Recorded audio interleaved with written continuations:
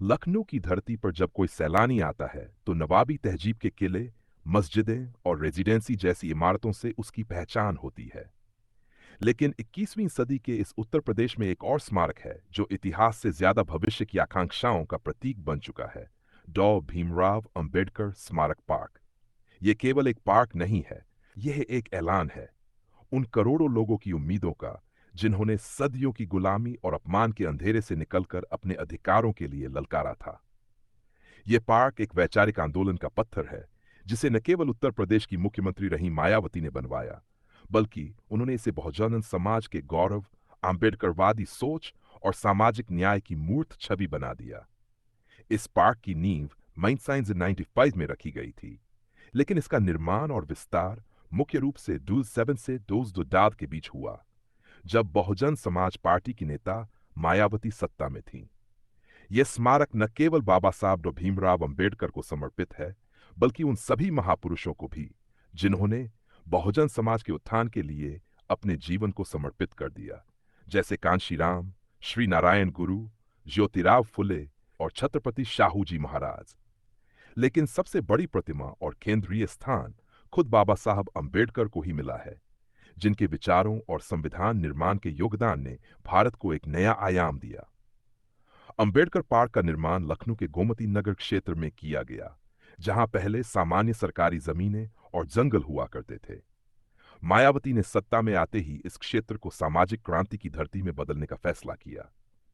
इस पार्क का उद्देश्य स्पष्ट था, देश के सबसे पिछड़े, सबसे ज्यादा शोषित समाज को एक ऐसा सार्वजनिक स्थान देना जहां वे अपने नायकों का गौरव महसूस कर सकें, गर्व से कह सकें कि हम भी इस देश के निर्माता हैं।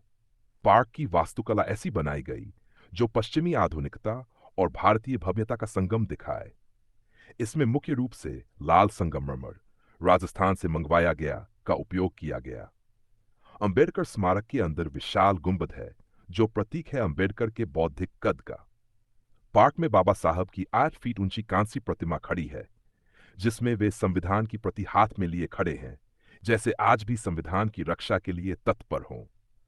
उनके पीछे विशाल हाथी की मूर्तियां हैं जो बहुजन समाज पार्टी का चिन्ह है और साथ ही भारतीय संस्कृति में शक्ति और बुद्धि का भी प्रतीक मानी जाती हैं। बाबा साहब के अलावा यहाँ कांशीराम स्मारक भी है, जिनकी कल्पना और नेतृत्व के बिना यह सब संभव नहीं हो सकता था। स्मारक में कांशीराम की कांस्य प्रतिमा भी लगाई गई है, जहां वे आम जनता की ओर हाथ उठाकर आशीर्वाद देते दिखाई देते हैं। इससे जुड़ा हुआ संग्रहालय है, जहां भारत की जातिगत और सामाजिक संघर्षों की झलकियां शिल्पों, चित्रों और लाइट एंड साउंड शो के माध्यम से दर्शाई गई हैं। बौद्ध धर्म के प्रतीक चक्र और स्तूप भी जगह जगह बनाए गए हैं, जो इस स्मारक को धार्मिक, सांस्कृतिक और वैचारिक रूप से समृद्ध बनाते हैं। अंबेडकर स्मारक केवल ईंट, पत्थर और मूर्तियों का संकलन नहीं है। ये एक आंदोलन की आस्था है, एक भावनात्मक स्थल है, जहां बहुजन समाज के लोग हर साल लाखों की संख्या में बाबा साहब को श्रद्धांजलि देने आते हैं। चाहे वो 14 अप्रैल हो, बाबा साहब का जन्म दिवस, या 6 दिसंबर, परिनिर्वाण दिवस, या फिर अन्य कोई सामाजिक दिवस, यहां भारी भीड़ उमड़ती है। यहां मोमबत्तियों की रोशनी में संविधान की प्रस्तावना पढ़ी जाती है, गीत गाए जाते हैं और नारे गूंजते हैं, जय भीम। इस पार्क को लेकर राजनीतिक विवाद भी कम नहीं हुए। जब निर्माण हो रहा था तो विपक्षी दलों ने इसे विवादास्पद खर्च करार दिया, ये कहते हुए कि करोड़ों रुपए एक पार्क पर खर्च करने की बजाय गरीबों की भलाई में लगाए जाने चाहिए थे। लेकिन मायावती ने स्पष्ट कहा, जो समाज सदियों से मिटाया गया, उसका इतिहास भी मिटाया गया। अब वो समाज खड़ा हो रहा है, अपना इतिहास खुद लिख रहा है। ये पार्क हमारी अस्मिता का प्रतीक है, हमारी उपेक्षा का उत्तर है।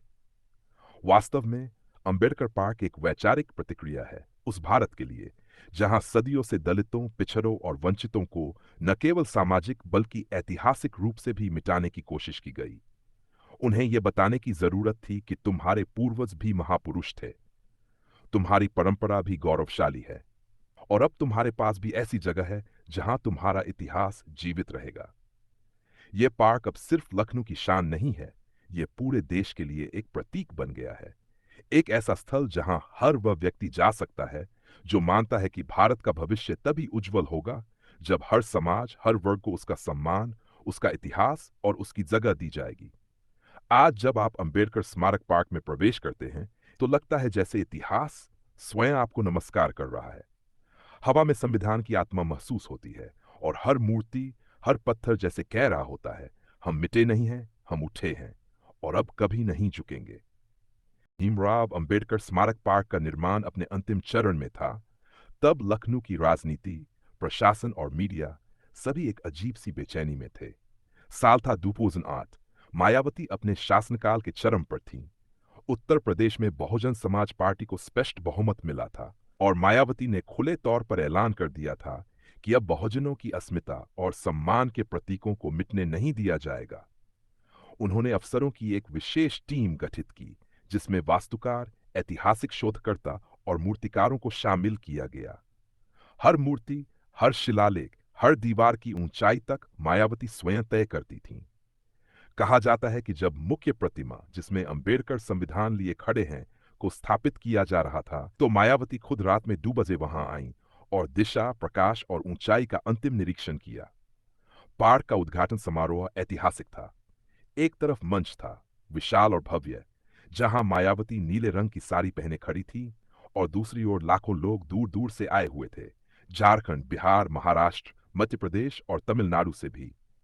उनके हाथों में बाबा साहब की तस्वीरें थी, सिर पर नीली पट्टियां और होठों पर नारे, जय भीम, हम अंबेडकरवादी हैं, जिसने हमें अधिकार दिया वो डॉक्टर अंबेडकर था। उद्घाटन समारोह में मायावती ने कहा, इस पार्क के माध्यम से मैंने सिर्फ एक स्मारक नहीं बनवाया, मैंने एक आंदोलन को मूर्त रूप दिया है। ये बहुजन समाज की चेतना का मंदिर है। जो लोग कहते हैं कि ये पैसा बर्बाद है, वे भूल जाते हैं कि सदियों से हमारा इतिहास ही बर्बाद किया गया है। अब हम अपना इतिहास खुद बनाएंगे। मायावती की यह परियोजना केवल भव्यता तक सीमित नहीं थी। पार्क में शामिल संग्रहालयों में सामाजिक आंदोलन की पूरी यात्रा दिखाई गई। शूद्रों की स्थिति, मनुस्मृति के अन्याय, अंबेडकर का कोल्हापुर सम्मेलन, महार सत्याग्रह, पूना पैक्ट, संविधान सभा में उनका योगदान और बौद्ध धर्म ग्रहण तक की पूरी गाथा। बौद्ध स्तूप का निर्माण भी वहीं किया गया, जिसमें भगवान बुद्ध की शांत मूर्ति है और चारों ओर अशोक स्तंभ की अनुकृतियां। कई जगहों पर दीवारों में बाबा साहब के प्रसिद्ध उद्धरण खुदे हुए हैं। I measure the progress of a community by the degree of progress which women have achieved. या फिर be educated, be organized, be agitated. इस स्मारक के भीतर मौजूद प्रेरणा स्थल भी बहुत खास है। यहाँ उन सभी महापुरुषों की मूर्तियां हैं जिनका योगदान बहुजन समाज के जागरण में रहा। श्री नारायण गुरु, ज्योतिराव फुले, सावित्रीबाई फुले, छत्रपति शाहूजी महाराज और कांशीराम। इन मूर्तियों को गोलाकार में लगाया गया है, जैसे सभी मिलकर भारत की आत्मा को सशक्त बना रहे हों। हर मूर्ति के नीचे उस महापुरुष का जीवन वृत्त अंकित है, ताकि आने वाली पीढ़ी सिर्फ तस्वीर न देखे, विचार भी समझे। लेकिन इस स्मारक की सबसे विशेष बात थी 62 हाथियों की श्रृंखला। ये हाथी पार्क की चारदीवारी के दोनों ओर बनाए गए थे, मानो किसी राजसी प्रवेश द्वार के प्रहरी हों। हाथी भारतीय संस्कृति में शक्ति, राजत्व और स्थायित्व का प्रतीक हैं। साथ ही ये बहुजन समाज पार्टी का चुनाव चिन्ह भी है, जिससे यह भी एक स्पष्ट राजनीतिक बयान था कि अब दलितों और पिछड़ों का इतिहास भी भव्यता में पीछे नहीं रहेगा। हालांकि इस भव्य निर्माण को लेकर विवाद भी गहराए। विरोधी दलों ने इसे वितंडावाद कहा, न्यायालय में याचिकाएं दायर की गई और CAG, controller and auditor general, ने भी निर्माण में हुए संभावित खर्चों की समीक्षा की। मायावती सरकार पर आरोप लगे कि उन्होंने सरकारी धन का दुरुपयोग किया है, लेकिन मायावती ने हर मंच पर यह कहा कि यह पैसा सामाजिक सुधार में लगाया गया है, जो सिर्फ इमारत नहीं, पहचान का पुनर्निर्माण है। उन्होंने यहां तक कहा, जिस तरह अन्य समाजों ने अपने नायकों के लिए स्मारक बनाए हैं, वैसे ही यह स्मारक हमारे समाज के लिए है। इसे राजनीति से नहीं, समाजशास्त्र से समझा जाए। समय के साथ यह स्मारक एक श्रद्धास्थल में बदल गया। साल दर साल यहां आने वालों की संख्या बढ़ी। सुबह सुबह यहां सफाई कर्मी, गाइड और सुरक्षा गार्ड तैनात रहते हैं और शाम होते होते स्मारक रोशनी से नहा जाता है। बिजली की सुनहरी रोशनी जब अंबेडकर की प्रतिमा पर गिरती है, तो वह दृश्य अविस्मरणीय होता है, जैसे बाबा साहब आज भी संविधान की रक्षा में खड़े हैं। बहुजन समाज के युवाओं के लिए यह पार्क एक तीर्थ बन गया है। हर साल अनेक परीक्षार्थी यहाँ बैठकर पढ़ते हैं, जैसे बाबा साहब की आत्मा से प्रेरणा ले रहे हों। कई प्रतियोगी परीक्षा कोचिंग संस्थान विद्यार्थियों को अंबेडकर पार्क यात्रा पर भी ले जाते हैं, ताकि वे केवल तथ्यों से नहीं, भावनाओं से भी जुड़ें। यहाँ के संग्रहालय में बच्चों और युवाओं के लिए विशेष कार्यक्रम भी होते हैं, जैसे दलित साहित्य प्रदर्शनी, संविधान पाठ कार्यशाला, अंबेडकर जी पर निबंध प्रतियोगिता आदि। इस पार्क की सफलता और इसके पीछे छुपे सामाजिक संदेश ने देश के अन्य हिस्सों में भी ऐसी पहल को प्रेरित किया। नागपुर, पुणे, भोपाल और चेन्नई जैसे शहरों में भी अंबेडकर से जुड़े स्मारक बनने लगे। दिल्ली में भी अलीपुर रोड स्थित अंबेडकर मेमोरियल को और विस्तृत किया गया। ऐसा लगा कि जैसे एक चिंगारी लखनऊ से उठी और देश भर में चेतना की ज्वाला बन गई। मगर इस यात्रा का सबसे अनोखा पक्ष यह है कि यह पार्क केवल पत्थरों की पूजा नहीं करता, यह विचारों का उत्सव है। ये एक निरंतर प्रश्न है उस समाज के लिए जिसने अपने कुछ हिस्सों को हमेशा हाशिए पर रखा। ये एक जवाब है उन लोगों के लिए जिन्होंने ये मान लिया था कि दलितों और वंचितों का कोई इतिहास नहीं होता।